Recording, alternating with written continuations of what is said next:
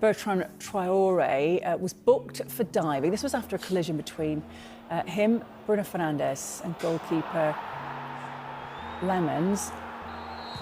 Bit harsh, Dermot? I have a bit of a theory about this, don't I, Hayley, that sometimes the third options do nothing. You look at it, is it a penalty? No. Is it a dogso? No. Is it a dive? I don't think so, because I don't see what the player can do. So I think if the game goes on, nobody will really moan. Everybody will accept it. Damn it, we're on a good roll here, mate. We're not disagreeing. But yeah, again, and there's some situations as well where you're trying to jump out the way as a player. Like if he just stands there, he's going to probably get squashed in between two players. But it definitely wasn't diving. There was some contact, and he's gone over. It wasn't even, he's outside the box as well. And again, when a referee says that's diving, I think that's a bit of a poor decision. There are ones where you say, yeah, he's definitely dived, but in that case, it wasn't for sure. We're going to be starting at Old Trafford on Saturday afternoon. Manchester United beat Sunderland 2-0, but we start at the end of the first half, Dermot. Real confusion here because Benjamin Sesko with a high boot on Trey Hume. Referee Stuart Atwell, now he waved it away, but then gave a penalty after, of course, speaking to his assistant. Now, VAR intervened in the end, Dermot, but, what did you make of the whole scenario in general? Well, what you would say, Hayley, it's the right decision in the end. If you look at this, the referee didn't give it, turns away. I think the assistant thinks he's caught him with his boot, but he doesn't. It's actually the ball that hits him in the face. If you watch here, it's the ball that hits him in the face there, not Sesko's boot. So he's sent to the monitor. When he looks at the monitor, he sees that and comes back and makes the right decision, no penalty.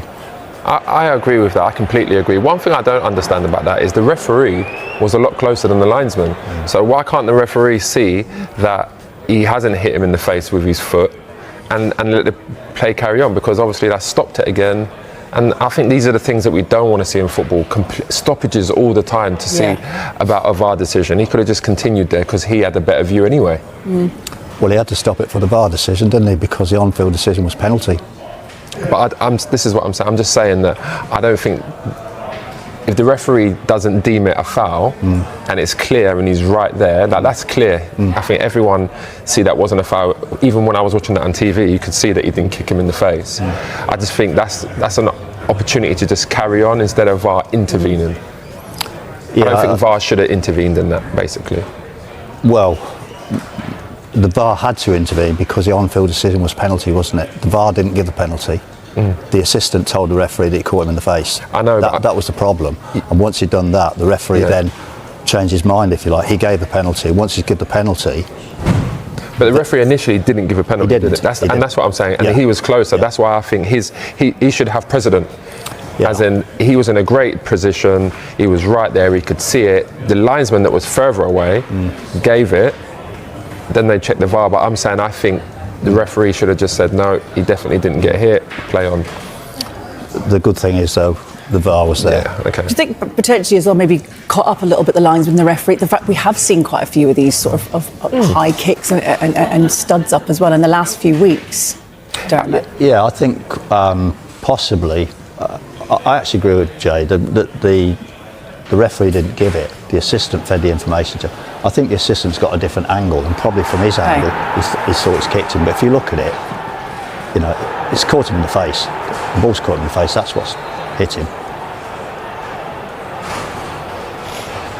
What about, Jay, as well, when we compare Champions League in the way that's officiated, and we heard it, didn't we, just a moment ago, but here comparing a similar one given against Man City in the Champions League.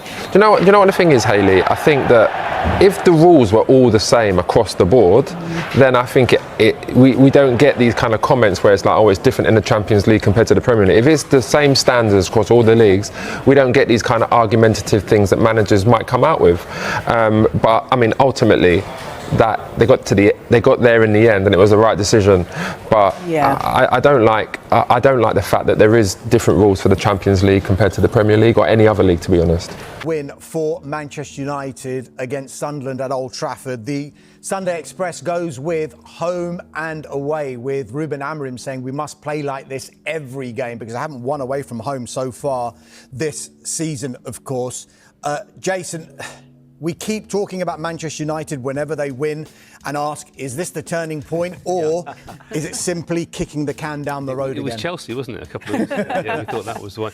No, it's a good question, and I think that's probably the question that Man United are asking themselves, really, because going into this game, all the talk was that this might be Amorim's last game, you know, that this might be 50 and out as the Man United head coach. So that's the level of pressure he is now under. And we're almost at a situation now with him, whatever the club says, it's almost like game by game, you know, will he survive, will he survive? And that's in itself is a terrible position to be in, especially at a club like Manchester United, where every single performance is being scrutinised, every result. The fact that he hasn't got back-to-back wins is incredible in itself. It's absolutely astonishing, and the fact that they've celebrated so much beating a newly promoted side, albeit one who's doing extremely well this season, again shows the situation at the moment. But it was a good performance. They did play well, and it can be possibly a line in the sand moment. But as I say, I do hesitate to say that because we were talking about this lot after Chelsea, weren't we? We were. Look, it's funny you should mention about the back-to-back wins because in the Sunday Telegraph, James Duckersby says, look, back-to-back league wins have proved elusive for Amorim, so there would be nowhere better to break that duck than at the home of the champions. Yes. It's Liverpool next, of course, United's most bitter rivals. United have to find some momentum from somewhere. After all, lurching from game to game, as you said, is ultimately unsustainable. Julian, is it unsustainable to keep talking about Manchester United in these terms because it seems to be, it's like when you were younger, maybe, I'm sure, when you were a girl that you might have liked. She loves me not. It feels like that every single week, doesn't it? Yeah, and for all the little positives we can find in some of the performances sometimes, like yesterday, even like Arsenal in the opening game of the season, then the week after, they just go back to being very average or being disappointed or not doing even, no consistency really in what they could do or even what makes them good sometimes. So I'm not sure what to expect for the game at Liverpool in 2 weeks' time after the international break, really. Usually they do better against big teams and big clubs than against smaller ones. But we've seen these kind of wins before. Last season they beat Leicester 3-0 in March, I think, and we were like, okay, maybe this is something you can build on. And then after that, they went back to what they've done all through that year with Amorim at the helm. So I really don't know with them. But yes, he was a little bit better. But again, it was only Sunderland. I think the sign of desperation is there when the goalkeeper makes his debut, does very, very well, keeps a clean sheet, and they're chanting that he's the new Peter Schmeichel. Yeah. I mean, it's his first game. It was tongue-in-cheek. It was a bit of fun, wasn't it? Well, I know, but I think it does show that they're just so desperate to hang on to some bit of hope, some positivity. Yeah, and I know it was obviously tongue-in-cheek, but this almost kind of shows where they're at the moment. That just something like that, a goalkeeper who doesn't sort of throw one in, basically is something to celebrate. Are there green shoots though, Jackie? Because it looked like a dominant performance, particularly in the first half. Ruben Amorim called it an adult performance as well, because not only did they get the lead and a comfortable lead, they kind of managed the game in the second half, which is very unlike Ruben Amorim's Manchester United of late. Are there reasons to be, I'm not going to say fully optimistic, cautiously optimistic? It's just crazy, isn't it, how we lurch from 1 week to the next with a completely opposing narrative. But that's down to them for not putting a sustained run together, and the fact they haven't won back-to-back in the Premier League since the end of the 2023-24 season is extraordinary. But I think a key to this was the early goal. The fact that Mason Mount scored in the 8th minute, I think, was huge, can just settle things down.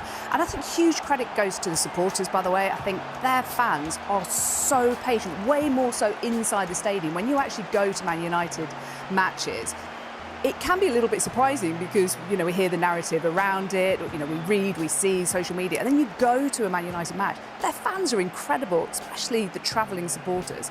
So they deserve something back. So the fact they got an early goal, the fact they got a decent performance, yes, against a newly promoted side, but a good one that's hit the ground running, and fair play to Sunderland for that, I think was positive. But just talking about the narrative flip that we lurch from, we're all guilty of it because we're reflecting what's happening, of course, in our jobs. But 34 points from 33 games is shocking. It's relegation form, second only to Tottenham in terms of the teams that have been solidly in the Premier League in that time. That was before yesterday. And now suddenly, a clean sheet, a good performance, an early goal, the fans are happy, a new goalkeeper who doesn't chuck one in, and suddenly it's 3 wins at home in a row. It's 4 Premier League wins out of 8. That's how things can change so quickly. Now it's up to the players. Now it's up to the manager to go, OK, we've got a foothold with a good, solid, basic win. We need to build on that. It's not up to the supporters. It's up to them to show that they mean business. It's almost a shame that the international break is coming now, because really, if you're Ruben Amorim after this and all the positive that Jackie mentioned, you go back to the training ground, you've got a week to prepare for the Liverpool game, and now tomorrow he's going to turn up at the training ground, there'll be 2 players, and they're going to just do keeper pace or 3 players, and then that's it. And then you only see them again in 10 days now.